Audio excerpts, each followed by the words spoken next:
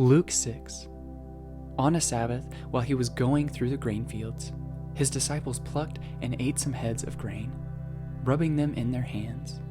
But some of the Pharisees said, "Why are you doing what is not lawful to do on the Sabbath?" And Jesus answered them, "Have you not read what David did when he was hungry, he and those who were with him? How he entered the house of God and took and ate the bread of the presence, which is not lawful for any but the priests to eat, but also gave it to those who were with him? And he said to them, the Son of Man is Lord of the Sabbath." On another Sabbath, he entered the synagogue and was teaching, and a man was there whose right hand was withered. And the scribes and Pharisees watched him to see whether he would heal on the Sabbath, so that they might find a reason to accuse him. But he knew their thoughts, and he said to the man with the withered hand, "Come and stand here." And he rose and stood there. And Jesus said to him, "I ask you, is it lawful on the Sabbath to do good or to do harm, to save life or to destroy it?" And after looking around at them all, he said to him, "Stretch out your hand." And he did so, and his hand was restored. But they were filled with fury and discussed with one another what they might do to Jesus. In these days he went out to the mountain to pray, and all night he continued in prayers to God. And when day came, he called his disciples and chose from them 12, whom he named apostles: Simon, whom he named Peter, and Andrew his brother, and James and John, and Philip and Bartholomew, and Matthew and Thomas, and James the son of Alphaeus, and Simon who was called the Zealot, and Judas the son of James, and Judas Iscariot, who became a traitor.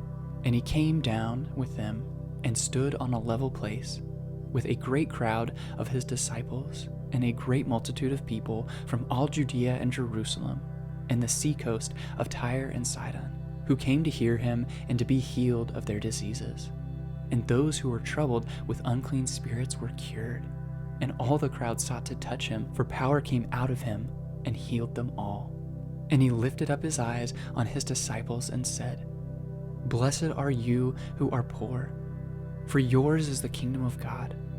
Blessed are you who are hungry now, for you shall be satisfied. Blessed are you who weep now, for you shall laugh. Blessed are you when people hate you, and when they exclude you and revile you and spurn your name as evil on account of the Son of Man. Rejoice in that day and leap for joy, for behold, your reward is great in heaven, for so their fathers did to the prophets. But woe to you who are rich, for you have received your consolation.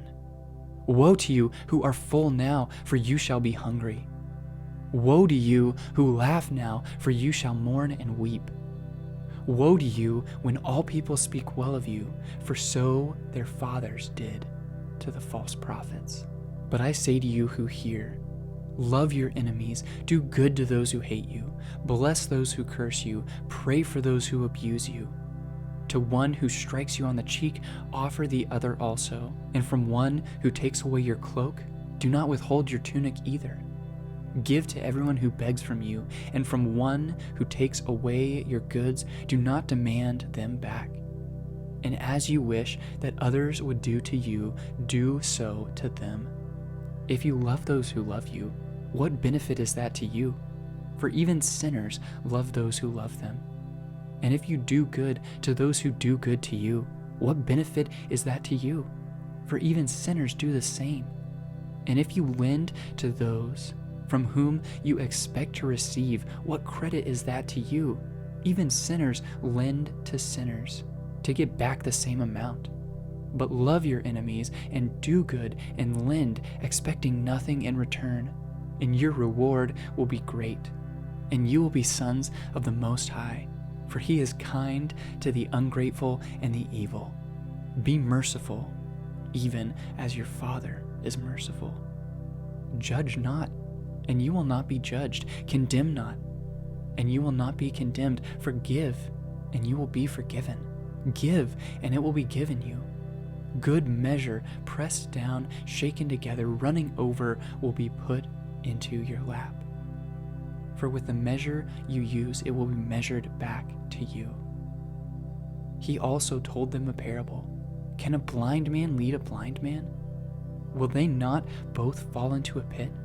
A disciple is not above his teacher, but everyone, when he is fully trained, will be like his teacher. Why do you see the speck that is in your brother's eye, but do not notice the log that is in your own eye? How can you say to your brother, "Brother, let me take out the speck that is in your eye," when you yourself do not see the log that is in your own eye? You hypocrite, first take the log out of your own eye, and then you will see clearly to take out the speck that is in your brother's eye. For no good tree bears bad fruit, nor again does a bad tree bear good fruit. For each tree is known by its own fruit. For figs are not gathered from thorn bushes, nor are grapes picked from a bramble bush. The good person out of the good treasure of his heart produces good. The evil person out of his evil treasure produces evil. For out of the abundance of the heart his mouth speaks.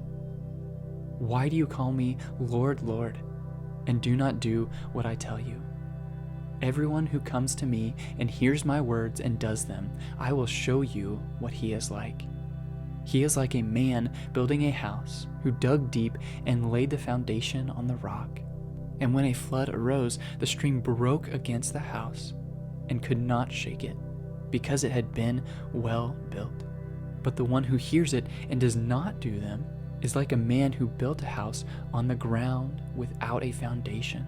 When the stream broke against it, immediately it fell, and the ruin of that house was great.